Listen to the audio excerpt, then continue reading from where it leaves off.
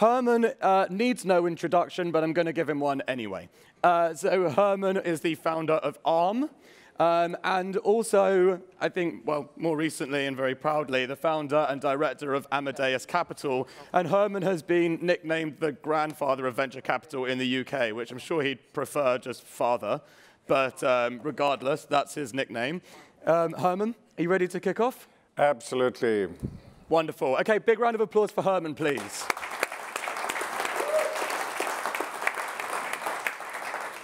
Well, good morning, ladies and gentlemen. It's a great pleasure to be here, and it's a great pleasure to see Esther again. And of course, she's absolutely right. It's very important to know what you're doing, whether you get paid for it or not. I want to tell you the story so far, which is all about intelligent machines. And what I've done is I've divided the screen into two halves. The left half is the intelligent machine that was produced by evolution. That's us, biological intelligent machines, and the one on the right has been designed by us, intelligent machines.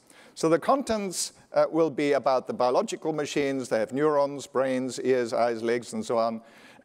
And the artificial ones have equivalents. So the equivalent to a neuron, of course, is the transistor. The brain is a computer. The ears are the microphones, and so on. And I'll go into a little bit of detail on that because there's some very surprising results. Neurons are huge. They're about 20 microns. So they're 1,000 times larger than transistors. Neurons are slow. They only send a spike out every millisecond. So it's about a kilohertz. Our transistors now in computers run at a gigahertz. That's 1,000,000 times faster. The brain has about 100 billion of them. The biggest chips that we have are about 10, but also getting on for 100 billion. But the big secret of the brain is the 100 trillion connections. So every neuron, on average, has 1,000 to 10,000 connections. So if you look at what a neuron looks like, it's actually incredibly complex because it needs to be a cell. Therefore, it needs to live. It has these 10,000. Do we have a pointer? No. Ah, I know a pointer. It goes like this, does it? Well, it used to. So you've got these dendrites that collect the information from up to 10,000 neurons, and then you've got the axon that, again, spews it out to 10,000 connections. So there's quite a complexity in the neuron, and this is the function that a neuron performs, which is collecting all these inputs, summing them, and then if the sum of the inputs reaches a certain threshold, then it fires. So, and this is a spike train at the bottom. This is what a neuron sounds like when you listen to it. Now, transistor, in contrast, is really very simple. It only has three components: the source of the electrons, then the gate, and whether the electrons will be allowed through or not, and then the drain. And this is what a transistor looks like, put together into a NAND gate. NAND gate is the sort of universal building block of all our computers. You can build any logic function out of NAND gates. And this is the truth table. It's a sort of yes or no table.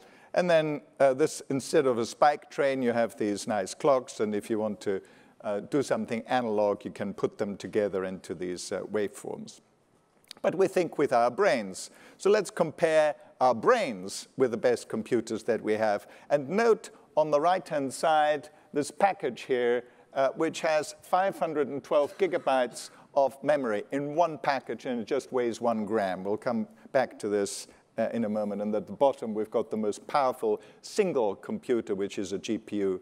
And let's compare that with the brain. So the brain has a capacity of between 10 and 100 terabytes. It's a bit difficult to calculate. But because of the package that I showed you in the previous slide, we actually now have semiconductor memory that's bigger than our brain per kilogram. So if you take 1,000 of those, you get 500 terabytes. This came as a big surprise to me. I did not know that semiconductor memory now could hold more a memory than our brain. However, we're still winning in the processing power stakes. So our brain is estimated to have a performance of between 10 and 10 petaflops and 1 exaflop. So exa is 10 to the 18. And a flop is a floating point operation per second. And the best we can do with the best GPUs is about 10 teraflops. So our brain is actually still 1,000 times, has 1,000 times higher performance than the highest performance computer that we've managed to develop. Now this is impressive, but not as impressive as the power consumption that we do it with. We do it all with just 20 watts. The equivalent, if we built the same performance with computers, they would consume 200 kilowatts. So we are 10,000 times more efficient in calculating and perceiving things in this world than computers. This is something we can be proud of. The biggest secret of the power of the brain are the 100 trillion connections there. We still don't understand why it is that neurons that are connected to 1,000 to 10,000 other neurons have this incredibly high performance, although the actual clock is only a kilohertz. And this is the way they're organized in the brain. They're massively parallel computers, and we haven't figured out how this works quite yet. The memory is distributed, and the connectivity is sparse. Now, this is a picture of the main highways in the brain. It's called the human connectome, and it was collected through MRI pictures developed by a university, a perfectly respectable university, the west of Cambridge, using 200 different brain regions of 460 people. And here is the equivalent. This is quite an interesting and potentially epochal event, this intelligent processing unit, because it is only the third time in the history of computing that we needed a new type of processor.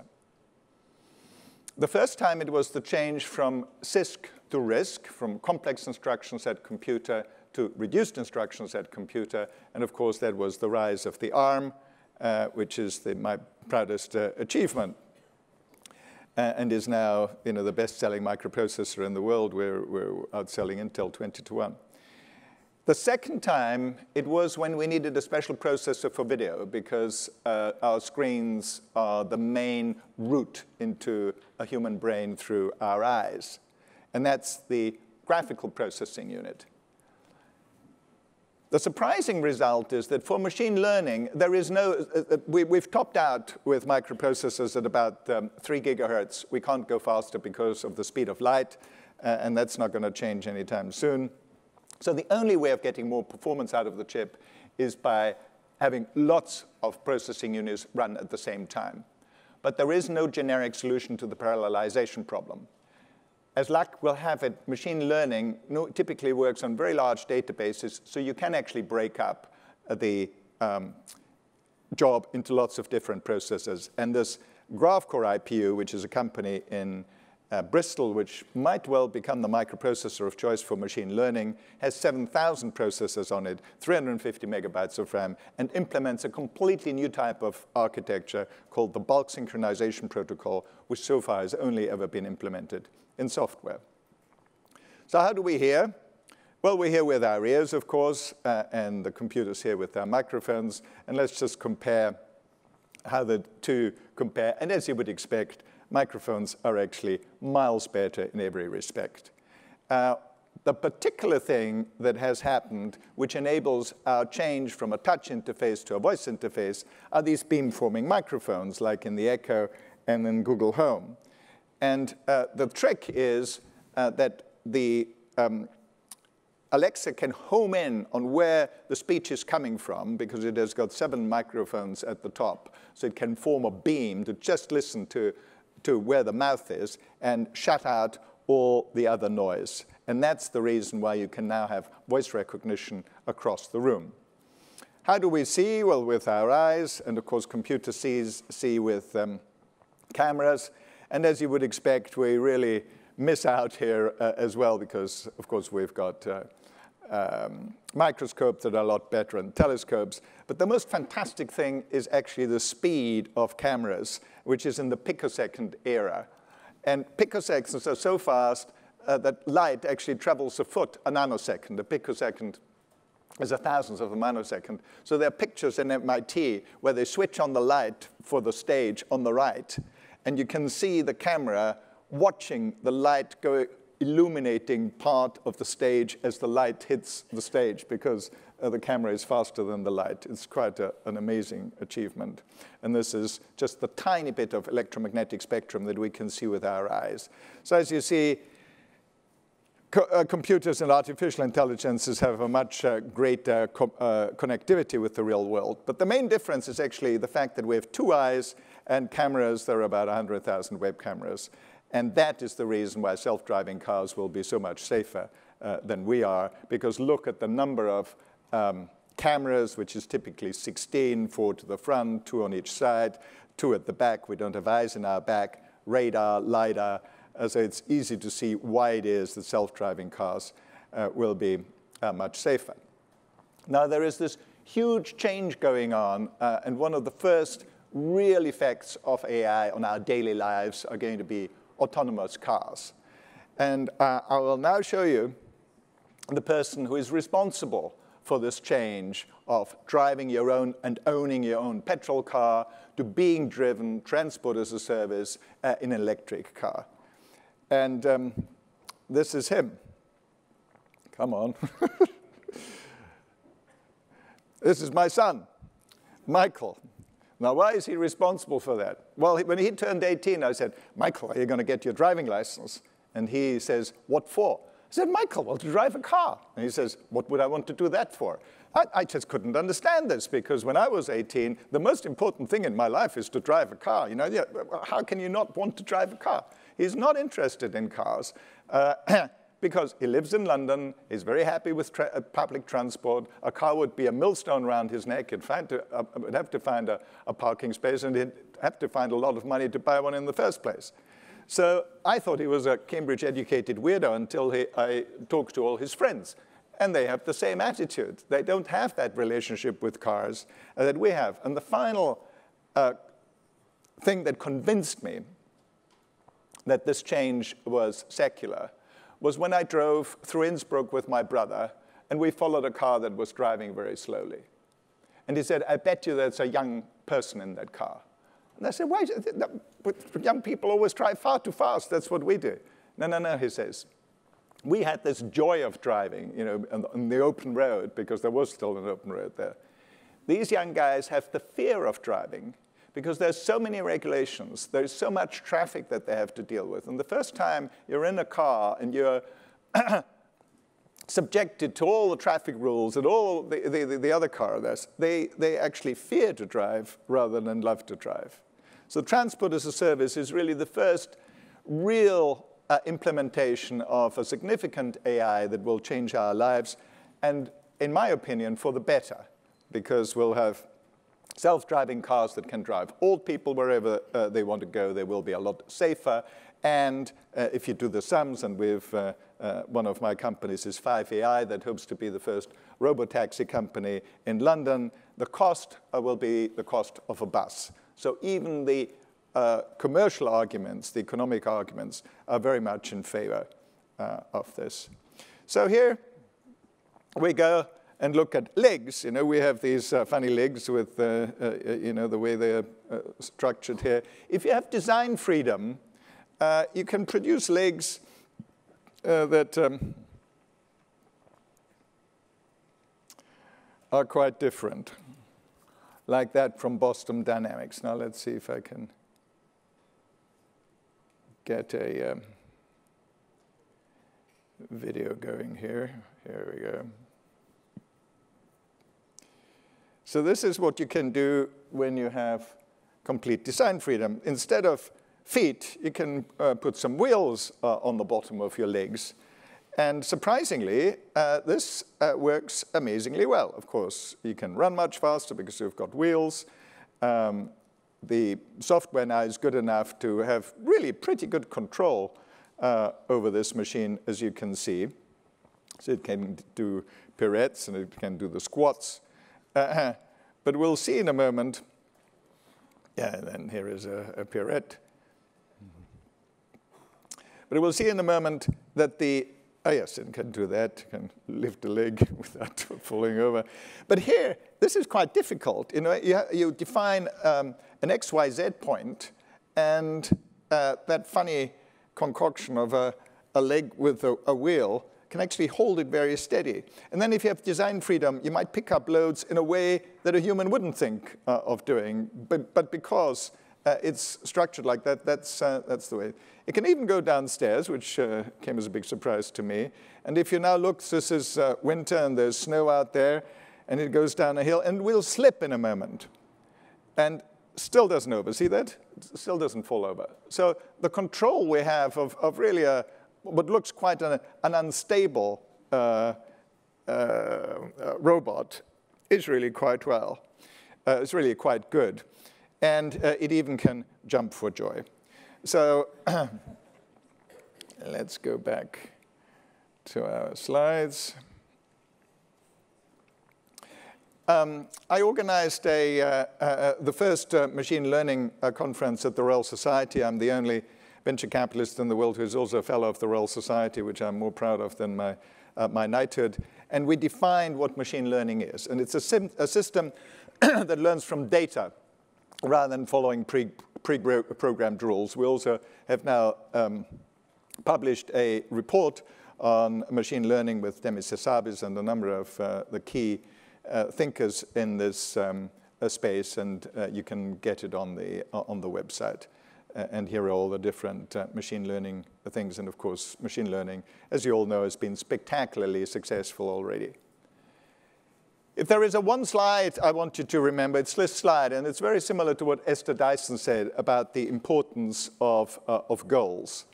And this slide really shows you that the image that we have of computers, that they work on zeros and ones, the binary system, has seduced us into thinking that we can describe the world in a first-order predicate calculus, that things are either true or they're false. It turns out that that's not a very good way of describing the world. The best way of describing the world is with probabilities.